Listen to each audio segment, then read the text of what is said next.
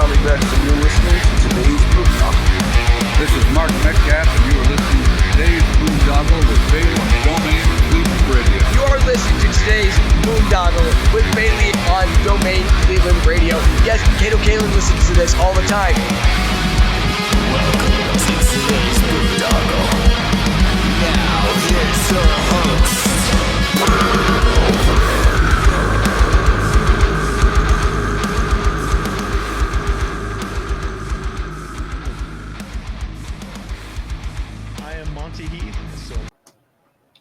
What's going on, everybody? It's Bill Bailey with today's Boondoggle, and I'm really excited for the conversation that I'm going to have today. I go way back with this gentleman. He probably got a lot of. If I ran for office, man, I'd have to pay this guy off because I know he's got a lot of dirt on me from back in the Navy days. But Mike Medvec, my longtime friend and shipmate. How you doing, Mike? Good. How you doing, Bill? Good, Mike. I appreciate you coming over and doing this. I've been wanting to. We were doing a lot of our chit-chatting before we came on here because we got so many stories. But the beautiful thing, like I was explaining this to a veteran I had on the other day, it's like, yeah, like my last deployment, I sometimes keep in touch with a lot of those people. We are all strangers. We come together. We become kind of like family.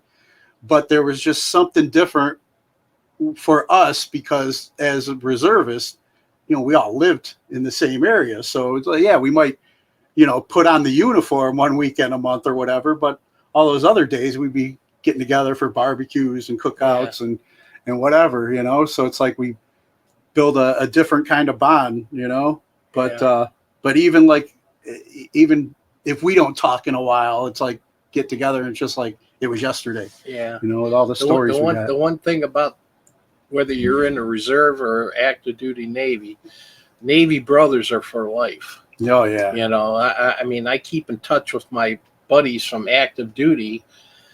I've been out almost 50 years now. Yeah. And I still keep in touch. I go to reunions and stuff and still keep in touch with all those guys. And it's like a brotherhood, Yeah. And I mean, the cool thing with your time, too, and I mean, some of my early time is like, that you had to be committed because this is before social media and getting on Facebook and seeing what everybody's doing and sending a text or a message. We had to actually either pick up the phone attached to the wall and call them long distance or whatever, or write a letter, put pen to paper, But now today it's gotten so easy to stay in touch with everybody. But yeah, I want to go back for you, like, when you were a little kid, before, I mean, I don't know if you always knew you wanted to serve, but was there anything else you could think of that you wanted to be when you grew up?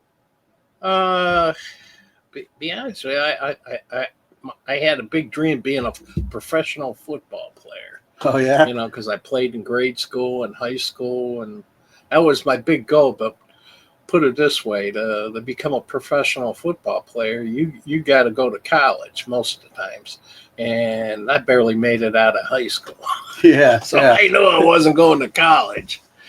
Yeah, it's funny. I know so many of us, like I was the same. I wasn't really a classroom student type of person. I needed to do things. Put it this way. We had over 1,000 kids in my graduating class, and only 700 graduated. And I was like way at the bottom of the list. Nice. Well, then, so when was it? Did you know before graduating high school that you wanted to join the Navy, or when did that come in your picture? I kind of thought maybe I'd join the Navy, but then again, I was having such a good time. I didn't want to do nothing but party with my friends, and my whole family, my uncles and stuff, they're all Navy and Marines and Army from World War II. And I always thought about, maybe I'll join the military. Well, my senior year, and I was 19 when I graduated because I flunked first grade. All right. And so I got my lottery notice, and I was going. I was going to get drafted. I knew I was choice going. Anyway. And Vietnam was going on then. And I said, shit. I don't want to go in the Army. I don't want to be a ground pounder. And then a couple friends from high school said, hey, we're going to join the Marines. You want to come with us? And I told my dad, I think I might join the Marines. Well, he calls my uncle over who fought at Iwo Jima and had all kinds of shrapnel wounds and stuff and been shot and stuff and different campaigns. And he talked me out of it. So I joined the Navy. Yeah. And that was the best thing I ever did. Yeah. And I mean, during that time frame, it's like they would have chose for you and you would have been, infantry or something like that. So the fact that you went to the recruiter and joined the Navy, you know, you're still serving and then you're covered. It was so funny. I go to the recruiter, right? And they ask you a million questions and they make you fill this thing out. And one of the things, have you ever smoked marijuana? And I wrote down, yes. He goes, we're going to do this again. We're going to fill rips up that first paper. Don't put no. If you want to be in the Navy, put no. So I put no. That's how I got in the Navy. And then when I got to my ship, it was like, oh my God, I'm on an aircraft carrier. It's like you'd smell that marijuana all over the place. And it's like we'd run out of milk before we run out of marijuana. And I never, I never did it on the ship. Yeah. Because, man, you get caught, you're going to the brig, man. Yeah. But I never did it. I never did it on the ship the whole time. But it was the thing back then, I haven't done that stuff since my kids were born. I know, like it was kind of similar for me. Like say no, and it was just like, and I really wasn't like that into it anyway, even when I went in active duty. But I remember like a couple guys I was hanging out with one night, and after some drinking, you're kind of more like open to, and he's just like, hey, and we were getting ready to go on a deployment. And guys like, hey, you want to smoke this joint with us, Bailey? I'm like, sure, why not? And they had it broken down where it was like the first half of it goes home for Christmas, the second half goes home for New Year's or whatever, something like that. And I think I went home on the first half because my mom wanted me home for Christmas, but it was like right before that, or maybe it was the second half. Because my party mind was like, I want to be home for New Year's. I got to tell them I can't make it home for Christmas or something. But everybody parties on New Year's or whatever. So I don't know. I think it was that. But while I was on leave, when people were coming back, they started doing piss tests before the deployment. Yeah. So those guys that I partied with ended up, when we found out when we were out, they got popped, man. And they looked at me, you're like, you're lucky you picked the leave you picked, man. But yeah, the thing that cracked me up is I got to be friends with a lot of guys on the ship, and this one guy was an Airedale. He was with the A6 Corsairs or A7 Corsairs. And he was a plane captain. And every time we go back to States, the squadrons leave and you didn't see them. And then when they come back on for the cruise, I'd see them. Yeah. He was telling me he was vacuuming out the plane, cleaning the window and everything. And he's finding these roaches on the bottom of the floorboard. So the pilots were. He said the pilots are doing it. Yeah. But, that whole thing at that time period, it was like everybody got But, I when my daughter, Melissa, was born, I just said to myself, I ain't doing this no more. I haven't done that stuff in 43 years. Now, some of my Navy buddies from active duty still do it. Yeah. I get with them, and they're over there toking and stuff, and I just don't do it. I don't even drink no more. So. Yeah, I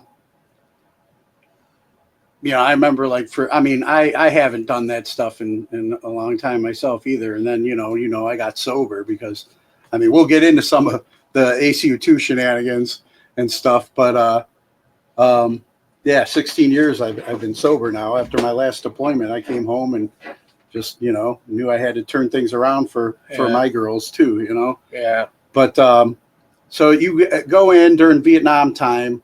In the Navy, you were basically what ship were you on then? Coral Sea CVA 43. Okay, and that I remember you sharing about that because then you guys were like off the coast then, right? Yeah,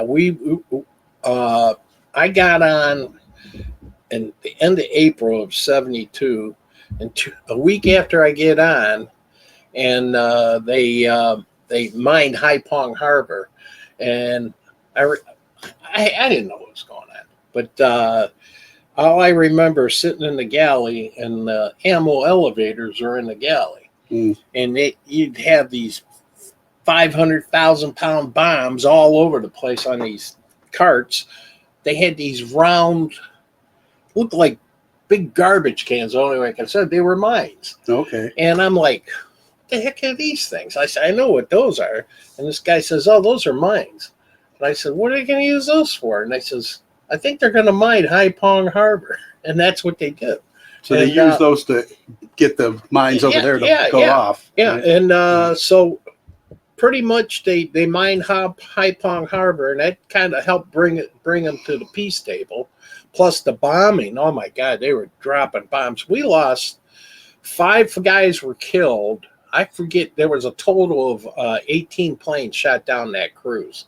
Now, the cruise started in, I think, November, and I got on the end of April. And just to get to the ship, they flew me to the Philippines from Travis Air Force Base, flew to the Philippines, and then from there they put me on a C-130 and flew me to Da Nang, all the Coral Sea guys. And we spent like 3-4 days there, and then they put us on a helicopter, dropped us off on this oiler, the Ashtabula. And then from there we went popping ships, refueling ships up there till we come to the Coral Sea. Then they bring another helicopter, Sea King helicopter over, and they dropped a line down, and they pulled you up into the helicopter front line. And then they got us on the ship. And that's how I got there, you know. What was, real quick too, what was, where'd you end up going to boot camp? Great Lakes? Great Lakes, Okay. man. Yeah, so that was because during your time, and then I went to Great Lakes as well. But I don't know, was there the options of San Diego and Orlando? Well, I don't know. All I know, I didn't know there was a San Diego or Orlando. I mean, I know they're gone now again. Yeah, they got one boot camp now. But they sent me to Great Lakes, and all I remember, I got there November 15th, and I tell you what, that was the coldest place I ever been in my life. I ain't kidding you. Yeah.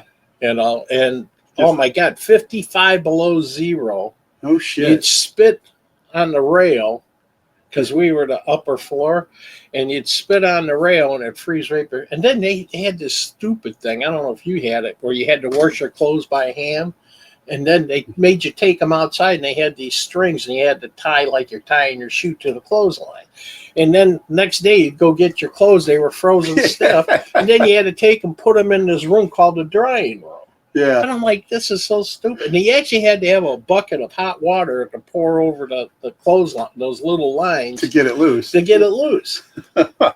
that was a cold place, man. Man, and kids are complaining nowadays. Oh, I know. What gets me, they got a laundry service now. You know? And what cracks me up, when you sit there and you wash your clothes, you know, with a brush, and you got some powder soap, throw it on there and scrub it in and wring it out with the water in a bucket. And then you had to take them outside and hang them up in that freezing cold. Didn't make no sense, but that's the way they did it in those days. Now, like you were saying, in high school, you were playing football, and then you knew you didn't want to go to college, so you went in the Navy. But what would you say was like the culture shock for you? What was some of the oddest things about the Navy? Yeah, from civilian life, having people yell at you all the time. Yeah, you know, in boot camp, we had a senior chief gunner's mate, Lloyd. He was a Navajo Indian. Oh. And this guy, he was had many reasons to be pissed. He was a good guy, but boy, he would scream. I remember this one guy was still in his rack in the morning. When he came in and banged a garbage can, you had to get up and stand at attention in front of your rack. This guy's still in his bed.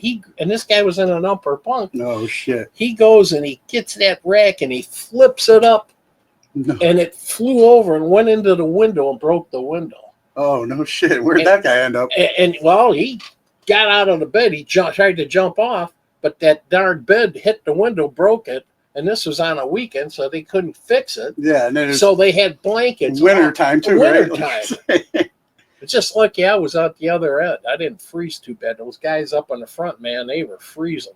Oh, man. You know? But, yeah, he was a stickler for details. When he told you something like when you're putting your names on your uniform, you better stencil and everything. Yeah, don't get ahead of him because then he go into his rage, you know. yeah. Follow, wait for instructions. Yeah. That's what I tell all the young guys when they go in. I says, just do what they tell you. Don't try to get and ahead listen. of you. Don't try and outthink them or think you. Yeah. But on that ship I was on, you know, they put me in the B division, boilers. That's where I went to A school for boilers at Great Lakes. But the thing that cracked me up about when they put me on the ship, they put me in the oil shack. I never steamed a boiler the whole time I was there. And all I did was get water samples, test them from the boilers and the feed tanks and refueling and stuff. You had to be involved with that. You didn't get no liberty. No. You pull into a port, they bring a barge alongside. 50, 60 pounds pressure, man, you're there for 2 days bringing on 100,000 gallons, 300,000 gallons. I forget how many gallons we bring on. And, man, you lost your liberty. You didn't get no liberty. So I begged a year and a half on that. I begged the chief, get me the hell out of there. I'll go back to a fire room, boiler room. So he said, okay, I'll get you out of here. Anyway, he comes up to me, says, hey, he says, do you want to go to the 40 VAPs? And I go, are you kidding me? Yeah, I'll go to 40 VAPs. That's like dying and going to heaven. Yeah. And so I went in 40 VAPs. And what happened is the guy that was in 40 VAPs, he wanted back into a fire room. And then the one guy from the fire room wanted to go to the oil shack. So we just did a circle, you know, like a circle. So somebody actually wanted to go back to the oil shack? Yeah. And so I did that in 40 VAPs. Oh, my God, it was like dying and go to heaven. And then when they decommissioned the Ticonderoga, they brought all these guys to the ship. Well, man, they gave us like 8 guys. 40 VAPs, man. We were scanning watches, like one watch every day, 4-hour watch, and that's it. Yeah. And then duty days, we had, I think we had 12 guys. So we every 12 days, you'd have a duty day. Wow. And most of the time, the guys on the ship, they were on port and starboard or 3-day section was the best they get. Every 3 days, you got duty day. And that's what cracked me up, man. And these guys, man, they were so stupid. They were saying, yeah, I was telling someone, don't tell nobody that we got that many. They're going to grab you guys and put you down a fire because they were non-race. They were firemen. Yeah. You know? We carried that into ACU, too. Don't ask. Don't volunteer. Don't volunteer don't yourself. Say don't nothing. say nothing. Yeah. But where probably your favorite place that you got to serve at during your time in? Best Liberty port I ever had was in Australia, Perth, Australia. That was great, man. And see, we went to Australia right after the I don't think they got any ugly women in Australia. No, not many. But what cracked me up is we were right after the evacuation of Vietnam in 75. That was April 27th to the 29th, something like that. We were pulled back in, then we were headed out to Australia. So we're on our way to Australia. We crossed the equator, went through our shellback initiation. The next day, I wake up and the ship is just shaking like crazy. I go, wow, man, they must be in a hurry to get to Australia. And then all of a sudden, the captain come over the air. Turning around, huh? He says, we got to go up to Cambodia. The Cambodia stole an American merchant ship. Oh. And we're like, crap, we ain't never going to get to Australia. So we went up there, and that was the Mayaguez incident. And there was an island called Katong. And here they thought the ship was anchored there. They thought the crew was there. So they sent the Marines in. And in the meantime, we were bombing Phnom Penh, the carrier, and the Air Force. They're bombing the heck out of that place. Well, the Cambodia, here, take them back. So they put them on a fishing boat, try to get them back. And in the meantime, the Marines landed, and they got their asses handed to them. Wow. And we lost, well, there was 20-some guys were killed in a helicopter crash who were Air Force PJs. And they were going to go on the ship, land on the ship on I think it was the 14th or the 13th of May. They were going to land on the ship and try to get the guys back because they thought they were still on the ship or on that island. So they went out to fly there, and the helicopter had a malfunction and crashed in Thailand, killed 22 guys. Mm. Then on the 15th, they sent the Marines in. They decided to go with the Marines, and when the Marines landed, they said there was only like 30 old men and kids that were fishermen, maybe some small arms and stuff. Here there was like anywhere from 300 to 700 Khmer Rouge soldiers with RPGs, recoilless rifles, machine guns. And when those helicopters come, there was 2 beaches, East Beach and West Beach. And they hit those beaches, and those guys got shot out of the sky. Mm. I got pictures of the helicopters all shot up because they landed on our ship. But in total, we lost 41 guys that day. They left the dead, and then they ended up leaving 3 guys. Hargrove, Marshall, and I can't remember the other guy's name. And they left. There was a machine gun team. And they came at night with the helicopter to get everybody off the island. And they get everybody off, and they said, hey, there's 3 guys left behind. And so the next day they sent the Navy SEALs. They landed on my ship, and I actually talked to one of them. And they landed on the ship, and then I went on watch, because what was funny is they're offloading all their stuff of that Greyhound cargo plane. Yeah. And I asked the guy, what's that, a 6-pack of beer? He goes, yeah, with a kick. And it was some type of explosives. I don't know. Yeah. But anyway, I went on watch and come back, they were gone. And then I went to this Mayaguez reunion, K-Tong in Vegas about 3-4 years ago. And here I found out that they flew them out to the one of the destroyers that was there, the Wilson or I can't remember the other name. But anyway, they flew them out there, and the captain was in contact with Washington, and they wanted these SEALs to go in with a white flag and a Zodiac and try to get the dead and the 3 guys. And the SEAL commander told the captain, said, I tell you what, I got a spot in the boat for you if you want to go with us. Yeah. And then he called back, says they don't want to don't want. That was Ford and Kissinger. And they wanted them to go to that island after they shot down, like, I think it was 3 helicopters got shot down. And then they wanted them to go back with the white flag and try to just get be a target, basically. Just to be a target. God, and so that's when Kissinger and Ford said, forget it, leave them. And they left those 3 guys there. They were captured and executed. You know, and that it bothers me to this day. You know, about that. You know, in fact, I was just at the 50th reunion in Washington on the 15th that week, and it's so sad. There's so many guys that are suffering, you know, from that whole ordeal. You know. Yeah. Now, like, you talk about we've talked about the Brotherhood and everything like that, but what is something from your time in that you feel like you'll always carry with you from your time of service? Well, the Brotherhood type stuff, the friends I've made, the places I've been, the things I've done.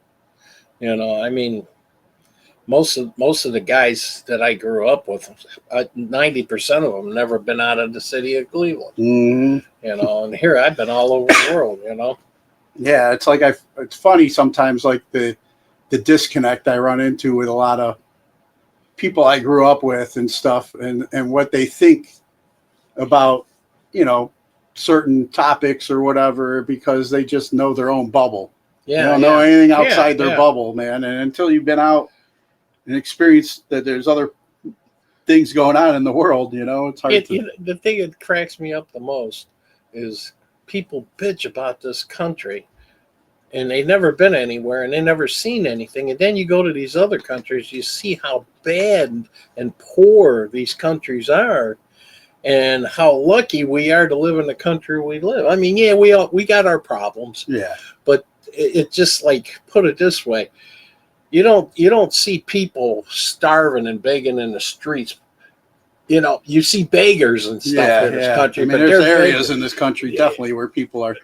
It's getting to be almost like third world yeah, countries yeah. in certain areas. I know but- San Diego's like that. When I was there last year for a reunion, I couldn't believe all the homelessness out there.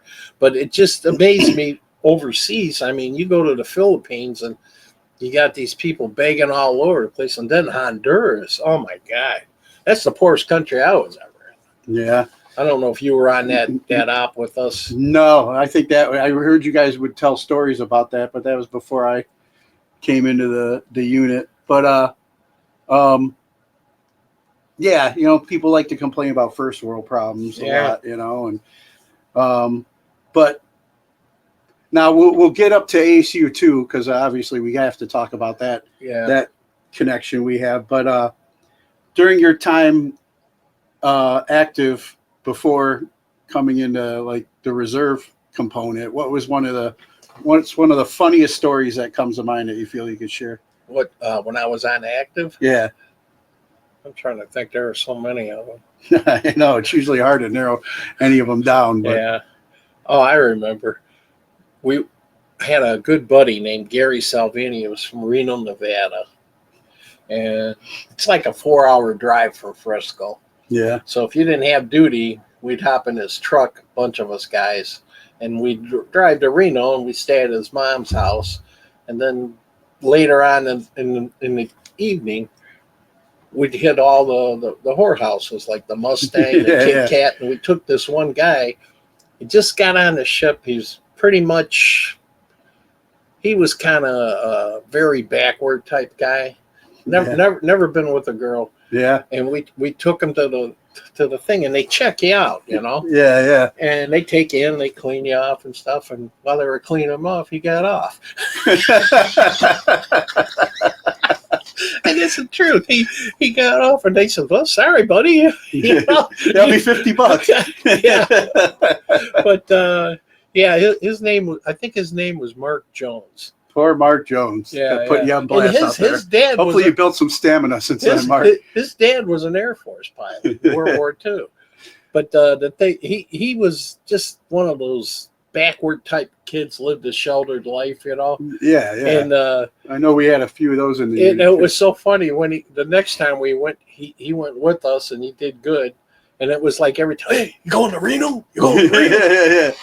Yeah. He was ready for that. Oh yeah.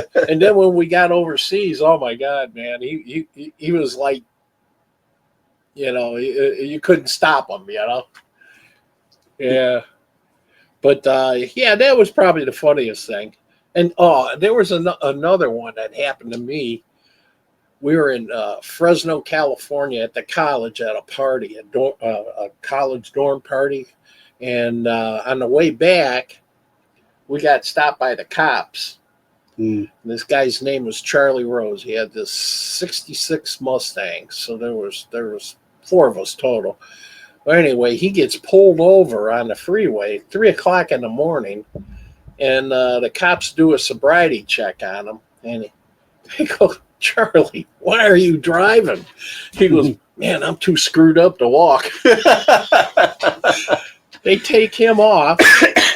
And find which one to use the most sober. And they take him off and put him in a cop car. And back in those days, it was a misdemeanor. All you did was spend the night, pay the fine, and you're done. Yeah. And they left us on the side of the road. We're like, oh my God, So they took his car too. Well, they towed it away. Oh, they wouldn't let you guys take it. No, they wouldn't let us take it. So we start thumbing back, and we're like 30 miles, like being out in Brunswick, you know? Yeah. And we're like 30 miles out, and we're like, holy shit, how are we going to get back? Well, I guess we got to thumb. So we start thumbing.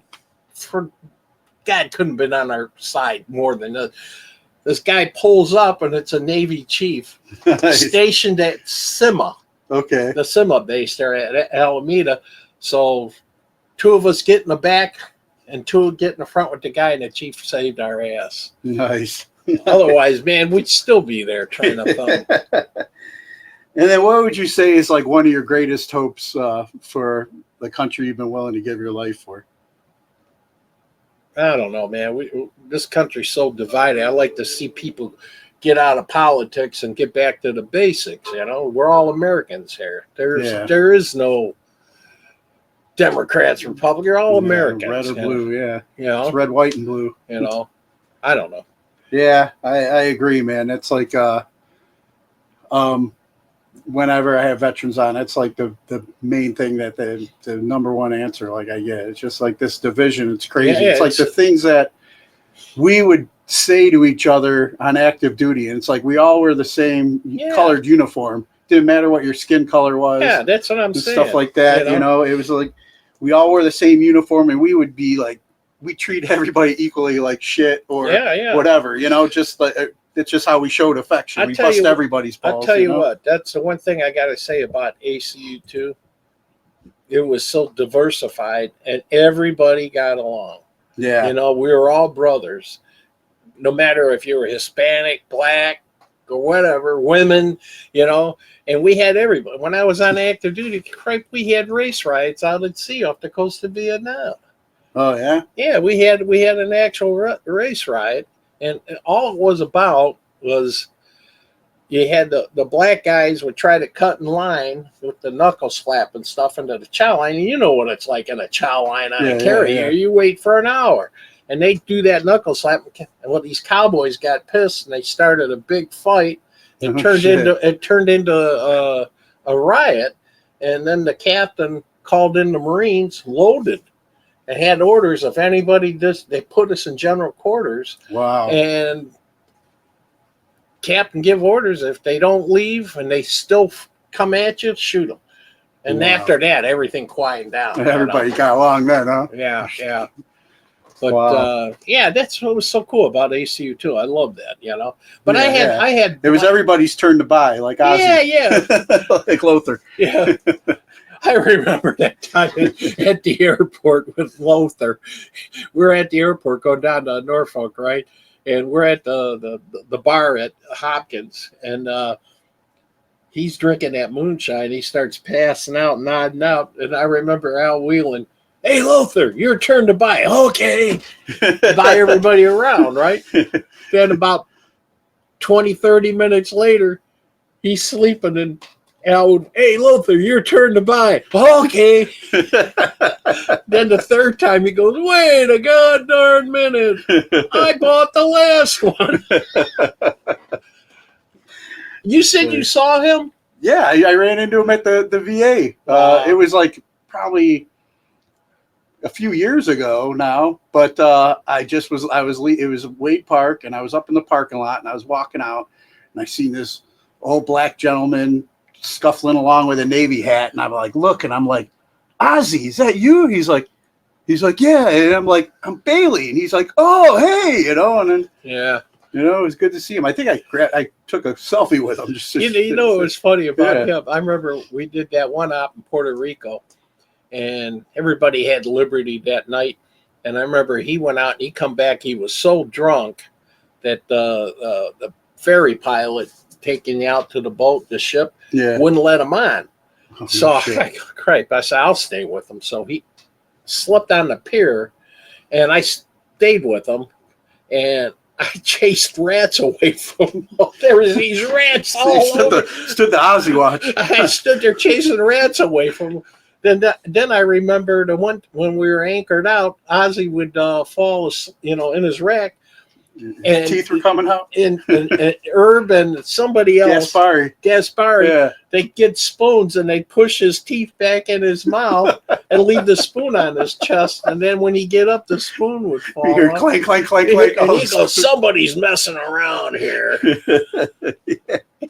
And then Sammy Childress, I remember him. Oh yeah, Childress was chill. Yeah, he was cool. Yeah. And then I mean, I always ask veterans this one, and then we'll definitely get more in it, more ACU2 stories. But what do you feel we can do to break the stigma of mental health and PTSD?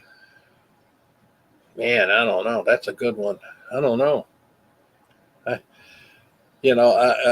I got guys from the Mayaguez group that I belong to. There's a lot of them that got PSD bad. And it's like they go to the VA and they're treated. but you can see they're hurting so bad. It's like there's a guy. Listen to this. You'll love this. This guy's name is Al Bailey. Okay. I got a picture of him. I'll show him to you. He was the first guy off a helicopter in that Mayaguez incident, and he was the first one to get shot, and he got shot in the hip, exiting the helicopter, and the bullet went right through the fatty part of his hip. And he fought, him and three guys fought for an hour and a half before they got help. They were almost out of ammunition, and they were surrounded by either 300 or 700. I don't know how many were there. Where's that at again? Katong Island in Cambodia. Cambodia. I'm trying to find that picture of him, but he's a guy that really suffered. There are a lot of those guys, man. They got post-traumatic stress so bad.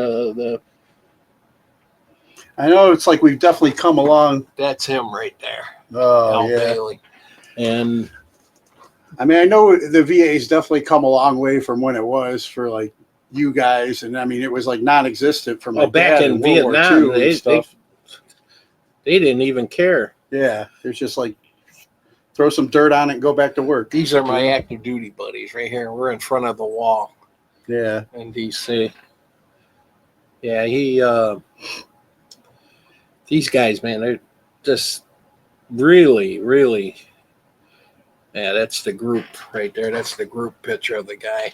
This old guy with the white shirt there, he was the guy. If you ever go on the Katong thing or the Mayaguez and so you see this captain's launch, and the guy with the M60 machine gun laying on the bow, that's him. Oh wow! And they picked up. What happened was that that one helicopter got shot up so bad that it took off, and it crashed about 2 miles out into the ocean. And the guys that got off were floating in the water. I don't know how many hours, but they were floating, and these guys went and got them off that one ship. But it's that. I don't know. I talk a lot about that stuff. I mean, I didn't do shit. All I did was pick all those guys up, and we had guys help the wounded down. Hell, they took part of our galley and turned it into an operating room. Infirmary or something. Yeah. Now, when you came off of active duty, like what was your last duty station on active duty then? Well, I got discharged. We were in dry dock in Long Beach, and that's where I got discharged from. That was October 30th, 1975. And then, so how long of a gap before you joined the reserves then? Let me see. First time I joined the reserves, I think it was 1978. Yeah. And I did that for 2 years. I joined up for 2 years. This guy, Harold Levy, I went to high school with. He was in the Navy. Right. And I saw him downtown at the Agora, the old one. Oh, okay. And he goes, man, I joined the reserve. You got to check it out. It's a great deal. And he told me, you get this much, you get 2 weeks off the year, you go down there in Little Creek, Virginia, and it's nothing but a party. And I go, wow, sounds like something I'd like. Yeah. So anyway. And that was our old NRC Cleveland. Right. Then. So I joined, and I was already working at GM, but I was working production. And so anyway, I joined the reserve, and I kind of got into it. But then I got on an apprenticeship at Chevy. Okay. And it's like the more hours you get, the faster you get done. Yeah, it was a 4-hour apprenticeship. So I go, man, I got to get out of this reserve stuff. I'm giving up weekends that can be working. Yeah. So I went and I quit, because you can quit anytime. Yeah. So I quit, and I only had like 2 months left in my enlistment. So I quit and made journeyman. As soon as I made journeyman, they laid me off. I'm like, oh crap, this sucks. So anyway, I got a kid and everything. So I told the wife, I said, you know what? I think I'll go back in the reserve. I says, at least we'll have some money coming in. Yeah. So I did. And the rest is history, man. I ended up doing 20 years. And then when was because obviously then your active duty years Yeah. carried over and stuff. But when was your first reserve unit? Always have you always been ACU2 then? Always ACU2. Okay. So what was the early days of you coming into ACU2 like? That was what your friend was talking about then, right? Yeah, He was already in ACU2? Yeah. Well, he was in it. And then a year after I got in, he quit. But he quit and I stayed. And but the thing, I met up with Ron Now, Mike Brewer, Don Biken, Kapla, bunch of guys, and the first time I went down to Little Creek, Virginia, I was like staying at the Breakers. Okay. And I'm like, wow, this is really cool. 2 weeks of this is every night. Yeah. Every night going out to eat and going to the bars and then work all day. Yeah.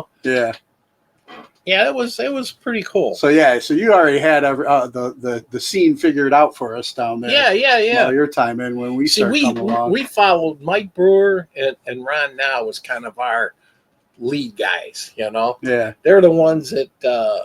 And even back then they were like, hey, stamp us off base. Yeah. So Well, that's where Tim Dailey learned it from.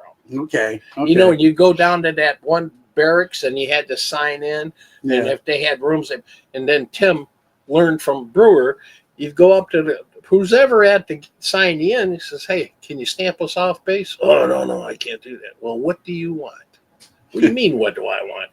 What do you want? You want money? Do you want booze? Do you want a gift card? So the negotiating. And they'd stamp us all off base, and then Baltimore could never figure out, how did you guys get off base? Yeah, that's when the rivalry was starting with Baltimore. Yeah. Yeah, But ACU2 Baltimore. that's where Tim learned that. Okay. And what was what was, speaking of of our brother Tim, like what was meeting him for the first time like when he came into the unit? First time I met, me and Doug were kind of. So Doug was in already? Yeah, too? Doug was in already.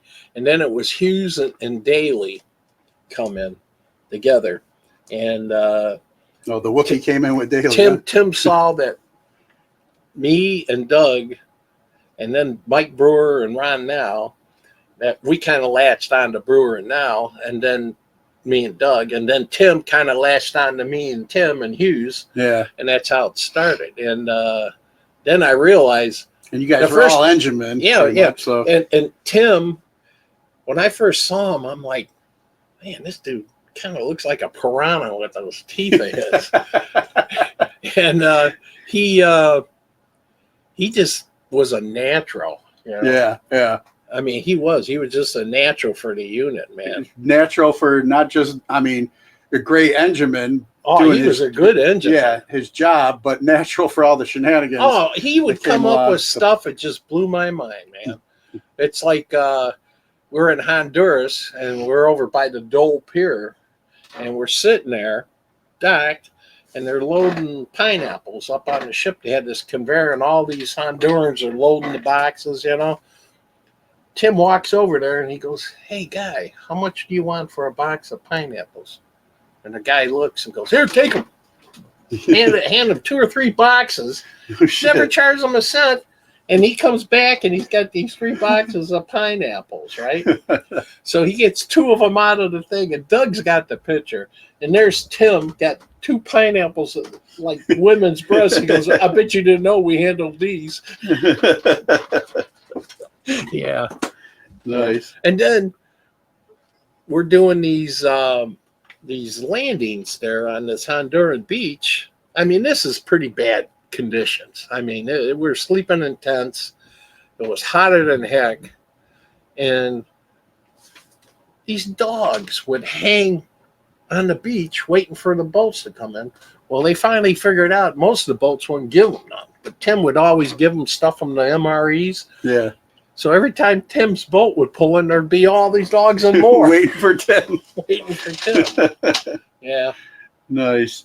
Yeah. Now, I mean, I know we got so many stories with Tim, but what's one of your funniest memories? Of Tim? Yeah.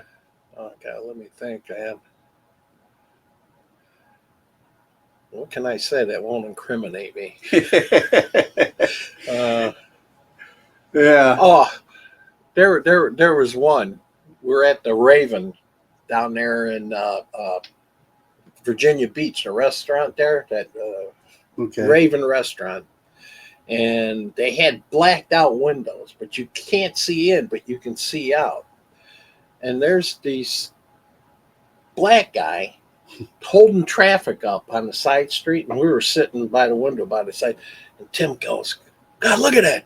That's really pissed me off. And they wouldn't move. They just kept talking. It was talking to each other, and they're holding traffic up. So Tim gets up and says, I'm going to get this shit straightened out. And he goes out, and he's yelling and screaming at. So I run out there, and I figure, oh, my God, I got to go out there and help him because he's going to get jumped. Yeah. And so get out there, and I tell the guys, man, you guys got to move. And so we go back in, and we're sitting there eating, and all of a sudden I look, and there's about 5 carloads of black guys, gangbangers. Yeah. And they're out of the car. Looking around. They're looking, and I go, hey, Tim, what? Your buddies are back. Yeah. But they couldn't see in the window. He goes, real calmly, we're almost done. He goes, hey, what do you guys think about dessert? That always struck me funny. Yeah. Oh, man. Yeah. So many good times with him. Then another time, we used to go to this bar outside Gate 5. It was called the Anchor Inn. And so the next year we went, it was called the Bird Cage, right? So we get out of the car, we're walking up, and we get to the door, and I look in, there ain't a girl in this place. And then the light comes on, the movie Birdcage about a gay couple. And I go to the guy at the I don't think it's the Anchor Inn anymore, guys. I go, is this a fruit bar? He goes, yep, it is. And so we go out. So I got that white van. Tim opens the doors on the side, and he starts pissing on this car, all over the handles, all over the side of the car. And these 2 gay guys come out, and this guy grabs the handle. We're sitting with the doors closed watching, and he opens the door, and Tim's laughing. Yeah. Oh, man. Now, when you know, like we were saying about being, you know, getting the thing down with stamped off base and everything. When did you guys discover one of our favorite places, the Holiday Sands or whatever? Oh, down the beach. Yeah. Man, you know what? I only stayed there one time when my wife and daughters came down, and Tim got his kids, and Doug brought his kids. That was the time I was with you guys. Yeah. In fact, that's when you first met Melissa. And yeah. I thought I was going to get in trouble. But yeah, that was the first time I ever stayed there, because usually we either stay at the I can't remember the name of it. It was out right by Gate 4. And yeah, I remember that one. You know, it had the swimming pool. It had pool. the pool and everything. Yeah. I mean, I like the Holiday Sands better because we were right there. They had a pool, but we were on the beach and everything, and that was a great time. And I remember, like, yeah, I was just like, I don't know, you know, hanging out in my room by myself, and I knock on the door, and there's your daughter Melissa, and like some guy was bothering her at the pool or whatever. Yeah. She's like, "Can I come hang out with you?" I'm like, "All right." Does your dad know where you're at? You know. Oh, man. And then you guys were looking for her and ended up finding her. Yeah. And luckily back then I was like, you know, even as I was starting to get wild and drinking and stuff like that, I played the tape through. Yeah. And I'm like, all right, I gotta hang out with Mike and them for a long time. I don't want to do anything stupid. Yeah. But the one that cracked me up about Melissa is with that Tammy Ann tape, man. How she was like, oh my God, somebody stole them. What did you do? Take those things. They were in my bedroom. I had them in a closet in a box. You had to open the box to see what they were. And then she lied her ass off. Oh, it Yeah. wasn't me. It was Must have had my some friend. guys over or something hanging Yeah. out, and they discovered it. But yeah, I remember we had to give an honorable mention to our girl Tammy Ann, Oh, yeah. because when you were talking about when you before you got moved to heaven and you were doing oil samples and stuff like that, I can't even hear the word oil anymore without thinking about our girl Yeah. Tammy Ann. I remember the garden hose. So yeah, and that was I forget what van you had at that time. That was the white one with the TV. All right, with the TV and the Yeah, VCR. Yeah. I mean, when I look back, it's just like, I think the first person that ever started talking to me when I came into ASU2 was Borky. Oh, Borky, yeah. You know, and I was just like, man, and Borky's cool, you know. No, Borky's. I get it. he's I a like great guy, Borky. but I don't know. I was just like hard case, I guess, at that time or Yeah. whatever, and I was thankful that you guys ended up bringing me into the fold, and you know, so many. I tell you what, I adventures since then. remember driving down to. I think you were with us. Yeah, I remember I like the and- one time I stayed the night. I got dropped off late because I was out with some girls or whatever, and then I'm like, hey Tim, you know, it'd be easier if I just sleep over your place, so that way we load up early in the morning when Yeah. Mike comes to get us. And Yeah, I slept on his floor or whatever. yeah. But I remember driving down to Norfolk, and we come to the Ohio-Pennsylvania border. I had to pay the toll road, and you guys are watching porn movies in the back, and they had all the curtains closed. And Tim turns the volume up, and there's this black lady. She's got this big crucifix on her chest, and I'm trying to give her the money, and Tim's rock stands up, he starts And rocking, you're- and I'm like, oh my God, was I embarrassed, man? And this movie, that porn movie's on, and it's screaming and yelling, and she's just giving me my change, like, ooh. Yeah, picking up her crucifix, pointing at you guys. Yeah, yeah. Yeah, I remember that. And then, you know, I mean, I remember you telling me this story too. You know, we got to give a mention to another one that we lost back in the day because he worked with you at GM. But Jake Durr. Oh, Jake. Man. Durr. Yeah. Chief Durr. You know, I remember my interaction with him one time down at Little Creek when I was I had a You had tummy ache. you had a rack pass. Yeah, I had a rack pass and I had a tummy ache, you know, I couldn't work or whatever. But I was in the pool while you guys were working pretty much all day. And then he came back with a 12-pack of beer, knocked on my door and sat in there giving me a lecture while going through each beer. I know. And I'm just like, all right, I get it. Can you go back to your room now? Yeah, I'll be there tomorrow. you know what cracked me up about him? When I first met him in the reserves, and then he told me he worked at Chevy, because there was another guy named Horniak, and he worked at Chevy too. And he's the guy that had Tweety Bird tattooed on the top of his head, man. And anyway, he worked over Prop Chef, Jake did. So I went over there one time, I do something on a truck that was dead. And so I figured, crap, I'll go see if I can find Jake. Well, I found him, right? I'm talking with him. Then I left, and this guy I worked production with, worked in the same department as him. And this guy goes, I seen you talking to Jake. So where you know him from? I says, a reserve. You know, Jake don't like nobody. I'm like, oh, man.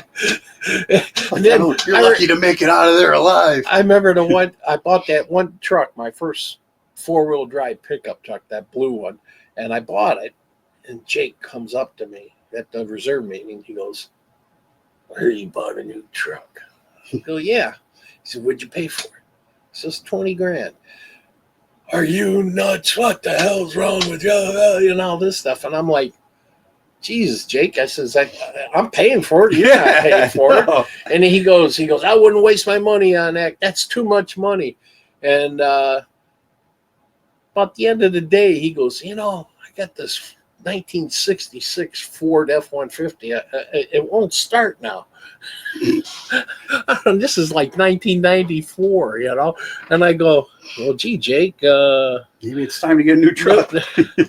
He was something else, though. Yeah. In fact, I heard a story that when his daughter found him, he was laying on the kitchen floor. He had a cigarette burnt down to actually Yeah. thing, and he had a can of beer in the other hand. So he went out the way He went out the way he lived, you know. Yeah, man. And then you were saying that you heard Hayden passed. Yeah, Art. he passed away. This is crap. Yeah. Yeah, it's like we tried finding him. It's like so many tried. guys went off the radar when ACU2 broke up. When Tim died, I went down there to where he worked at that trucking company there by the harbor flats. end. Yeah. And I went down there and I knocked on the door and I goes, "Is Art here?" No, Art left about 7 months ago. And I go, "Do you know where he's at?" No, I don't. You know. Yeah, it's like we wanted to get everybody together one last time, Yeah. you know. Yeah, man, that's why, like we were talking before we started recording, it's like we got to make a reunion happen this coming. We year, got man. it. I got another ACU2 one in there. Yeah. Tim would want us. Oh, I know. Keep getting together. So would Chief Carpenter. Yeah. Gotta Chief give a shout out to always Chief came Carpenter to too. Oh yeah, He always and he came. was way out on the east side. No Yeah, excuses, yeah, you know. yeah. Where's he out? Like Menor or something like that. You know? He lived, I think, in Euclid. I'm not sure. Yeah, but he'd ride his bike out. I yeah. remember like how much shit I would get, you know, from him back in the day about my hair. Oh, I know, coloring your Because hair. I colored my hair, lightened my hair up. I'm still doing it today, but in the Navy and active duty, know what? you know, there's I remember one time I was doing volunteer work at the VA hospital from the UAW, yeah. and we're at Brecksville. And all of a sudden, there's this old guy and this lady sitting there, and I look at the name tag, and it said Bailey. And I go, "Oh, crap." I says, you know, I went up and started talking. I said, "You know, I'm in the reserve with a guy named Bill Bailey. Yeah, that's my son." I go, "Wow, what a small world." And then he goes to me, he goes, "How's Bill doing?" I says, "Bill's doing good." But I said, "I never know what color his hair is going to be 1 month to the next." And he laughed, you know. Yeah, you know, it's funny too, because like my dad and mom always involved with the VFW. Yeah. My dad would always volunteer at the VA and stuff, but he never got connected, service connected. And thankfully, after I got service connected after my last deployment, Herb hooked me up. Yeah. You know, I finally was able to talk my dad into getting in there. And thankfully, before he passed, he was 100%. And because he died, they connected his heart failure to his PTSD. My mom now gets his benefits. So God was like looking out. You know what? For sure. I finally got my Agent Orange claim about 10 years ago, maybe longer. And the thing that cracked me up about that, I get 20%. I screwed up. I shouldn't have went through the VA. I should have, because a lot of my active duty buddies filed, and they went through the DAV or DVA. Yeah, DAV, yeah. And they went through there, and they got a better deal than I got. And I get 20%. It's like $281 a month. But what those bastards did is they deducted $281 from my Navy pension. No. Now, if I'd have got 50%, I would have got back pay, and they would have been totally, you know, I've been telling no deduction. all of our guys to go. They got the Veteran Service Commission, either Cuyahoga County, and that's where Herb originally worked. And he was my chief. Like when ACU2 shut down, and everybody went to Buffalo, I was like, man, I don't want to drive to Buffalo every month to get a hotel and all that stuff just for. So I talked to Herb, and Herb had already been like kind of like, you know, worked his way out of ACU2 and was up in the federal building with DFAS. So Herb's like, come on up here with me. You know, you're yeoman and you got, you know, your security clearance and whatever. So then I just would drill at the federal building. But thankfully, when I went on my last deployment, when they picked me up, Herb was already working at that Veteran Service Commission and knew all the routines. And he was like, I don't care if you stub your toe, get it documented at medical and bring it back to me when you come back from deployment, you know? And I'm glad I listened to him. I tell you, he helped me out, man. That was great. Because I tell you what, man, I tried, I bet you since 2000 to get that, you know, and they kept saying, no, you're Blue Water Navy, you don't get it. Then all of a sudden they said, yeah, well, we operated in evacuation. Mm-hmm. I was 6 miles off Van 2, which is the Saigon River. Yeah. And that's how I got it, because here it was documented. And I ran evaporators, strainers, distilling that water from that area. And every one of the guys I worked with, 2 of them are dead from cancer. One had Mike from Chicago had prostate cancer. They took his out, and Don from Fresno, he had bladder cancer, and they all got it, but they got better deals than I did. I should have went like they did, went through that DAV or whatever it is.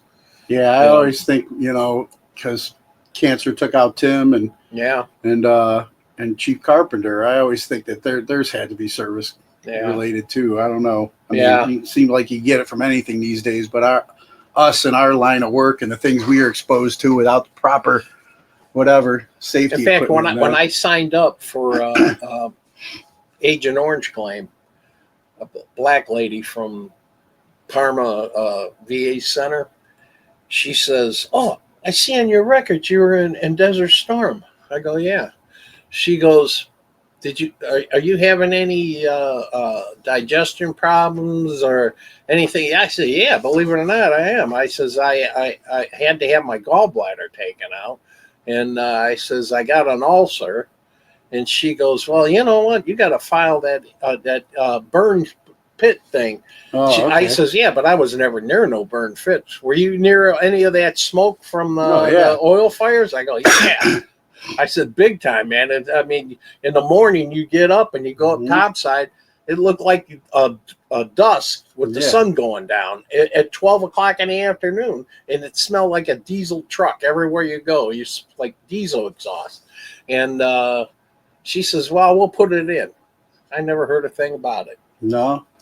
Well, you got to follow up on some of that stuff too with them. But I know, I got my lungs have not been the same since my last deployment. You know, I was there in Kuwait, burn pits and everything, the sandstorms, and then they say all the shit that the sandstorms carry. Sandstorms, oh my from the environmental issues that they carry.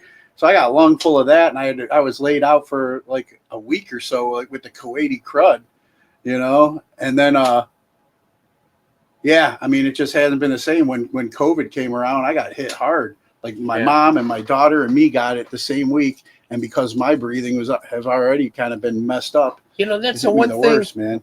My daughter told me this, Melissa. She's a respiratory therapist, and she was saying that if you're O positive blood type, that chances are real low that you're going to get it.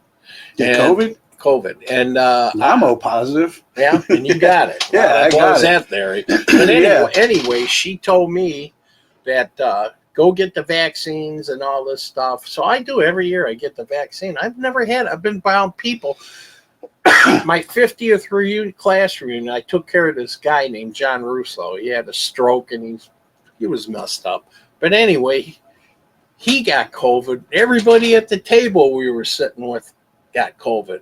And I didn't. Wow. And here I am wheeling him around in a wheelchair. With an oxygen tank or something. Never got it. And then my in-laws, or my wife, our daughter's, Marlene's in-laws all got it. Her husband got it.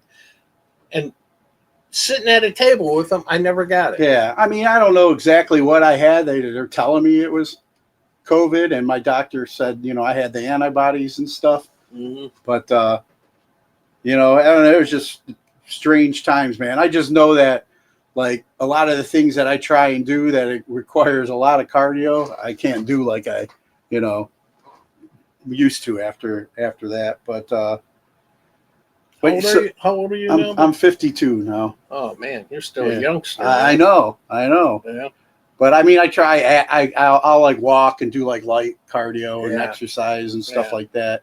But I was doing jujitsu for a little bit, and now it's like if I do go back, which I'd like to, I realize my age, and there's a lot of young guys with a lot of cardio, and I'm not going to try and prove anything to get hurt and be laid up for days. So if you go with some of the older guys, it's fun, and everybody knows not to like try and purposely hurt you or anything like that.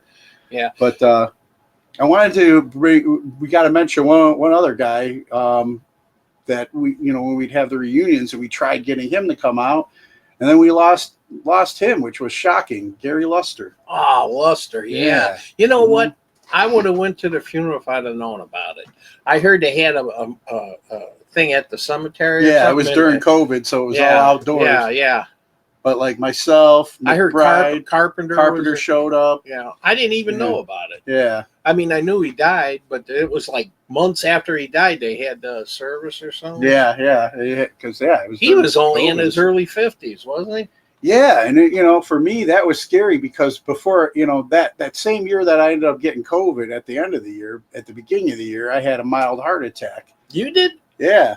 Oh wow! And I had to get a stent put in. I had like 95% blockage in my. Too many cheeseburgers. Yeah, too many cheeseburgers and other stuff during those days. But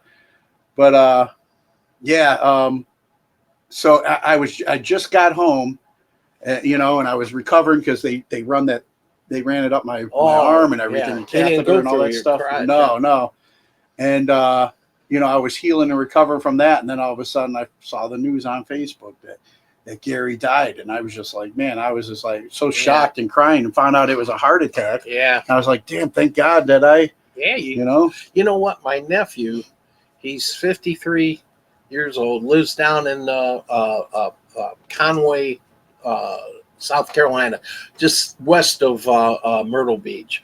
In January, he was feeling bad, so his girlfriend took him to the hospital. Here he was having a heart attack. He redlined. They had to jump start him. Wow. Then he went in. He had a quadruple bypass surgery. And here, his grandfather, the German from Germany, this guy was a Stuka pilot in World War II. But he died when he was 52 years old of a massive heart attack.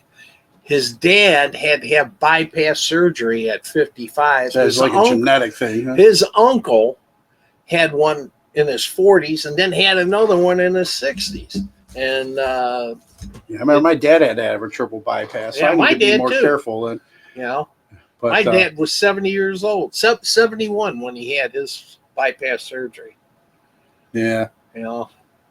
But so, ACU2, your time in it, you retired out of ACU2.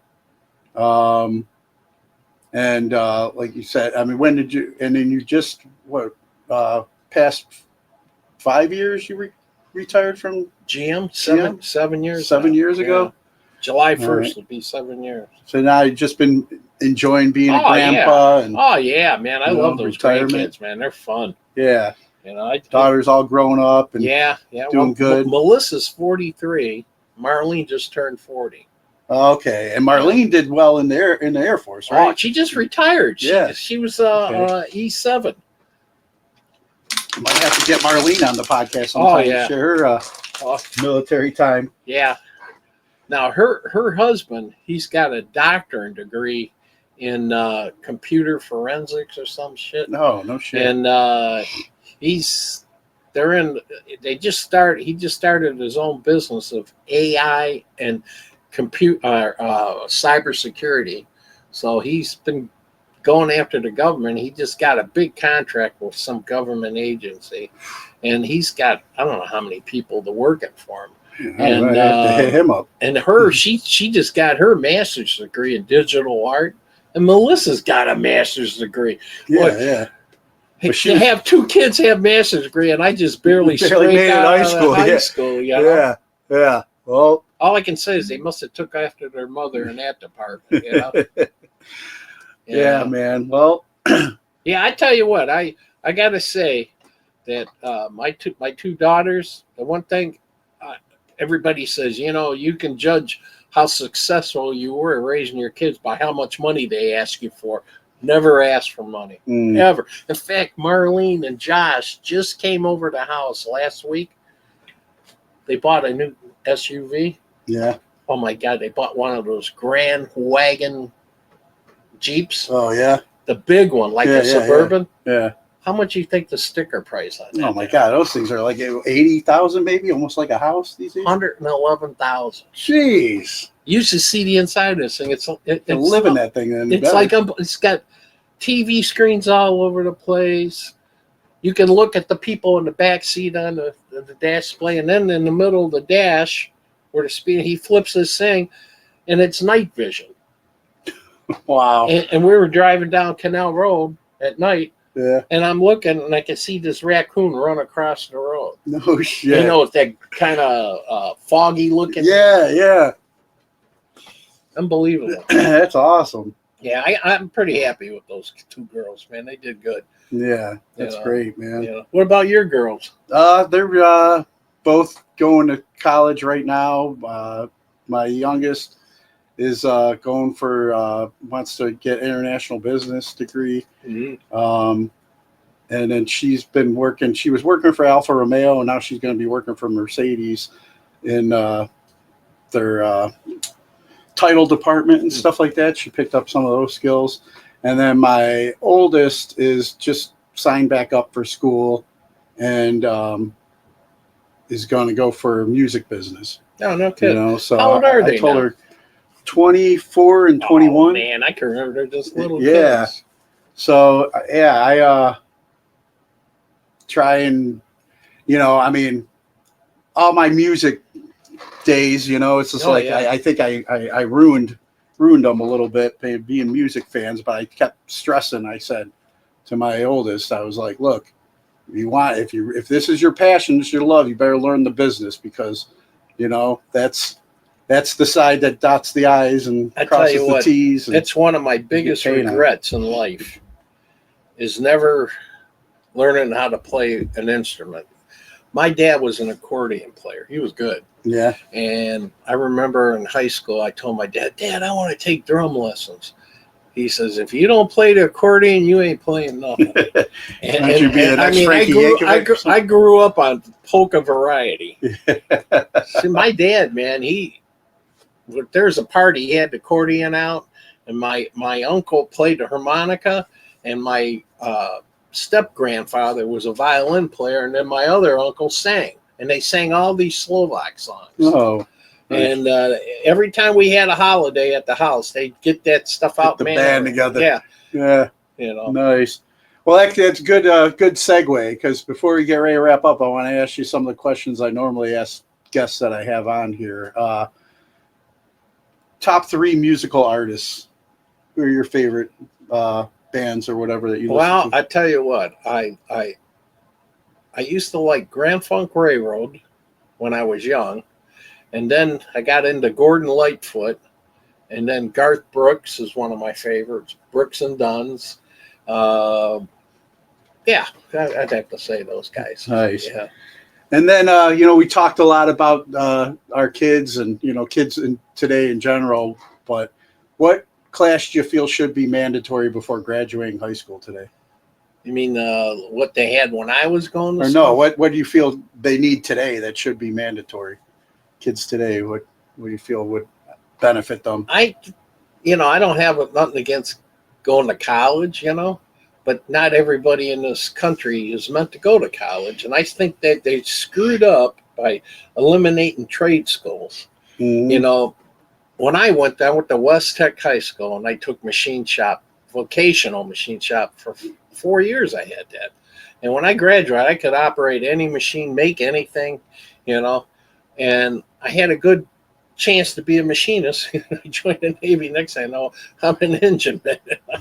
And that's what got me into GM's apprenticeship program. But I really think they ought to go back into the trades, start teaching these kids how to weld, how to run machines, because I tell you what, it's like GM right now.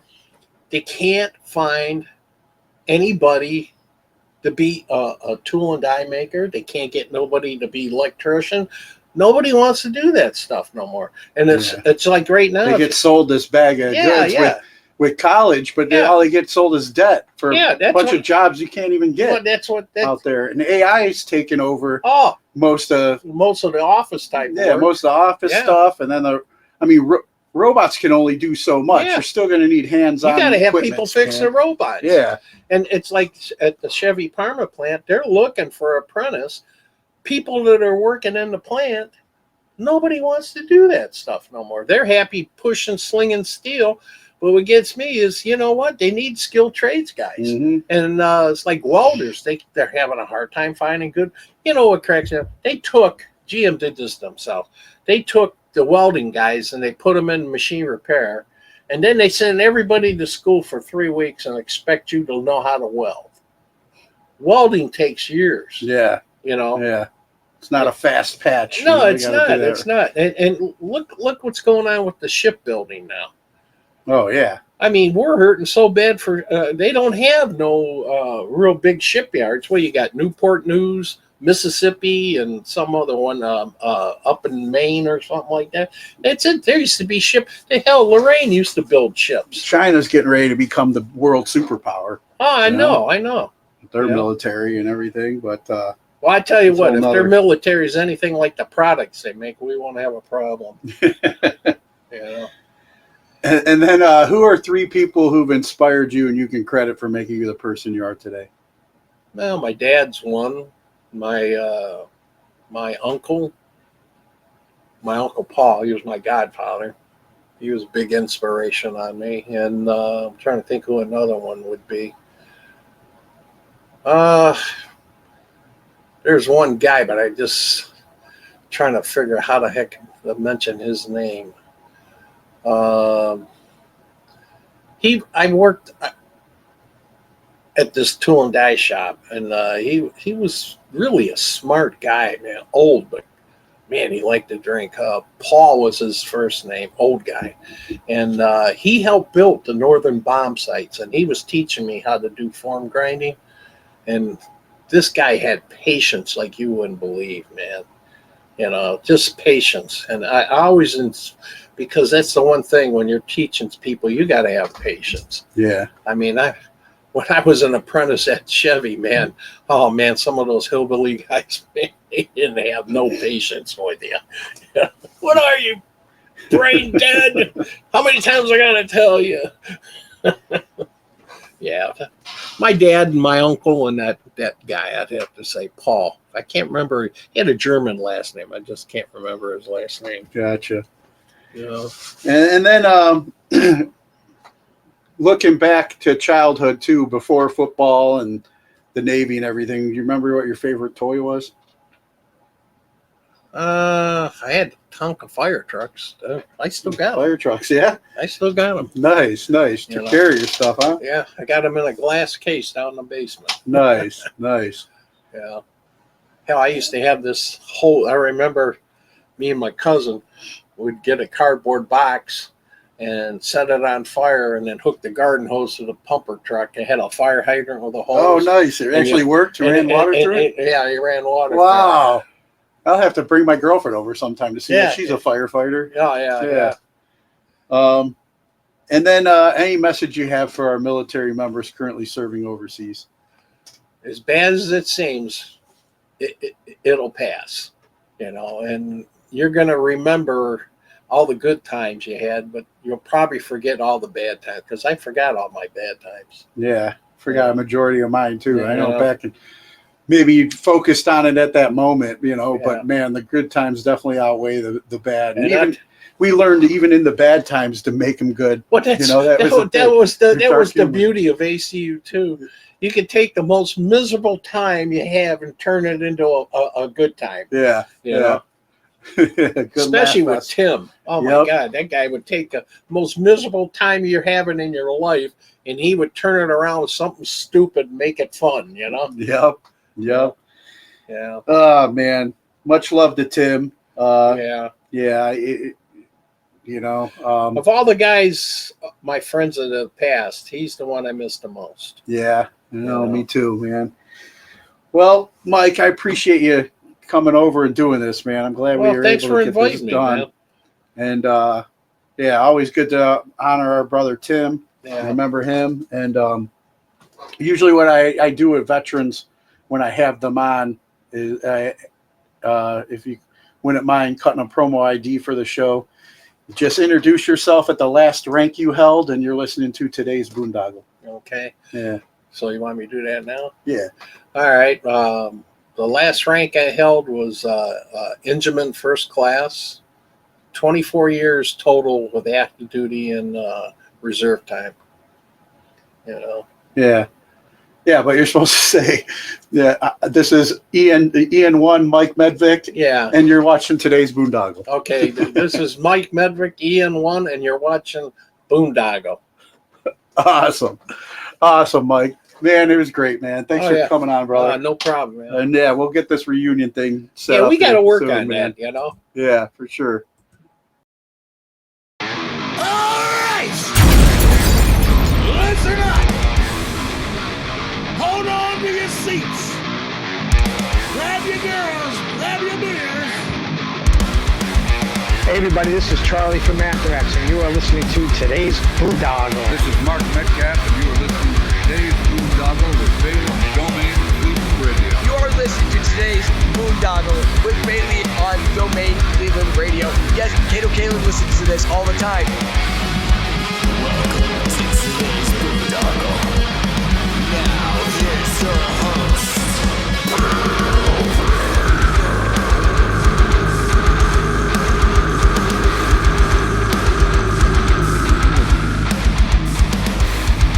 I am Monty Heath, so one Heath, and you are listening to today's Boondoggle. Hey, what's up? It's John from Skillet, and you are listening to today's Boondoggle on Domain Cleveland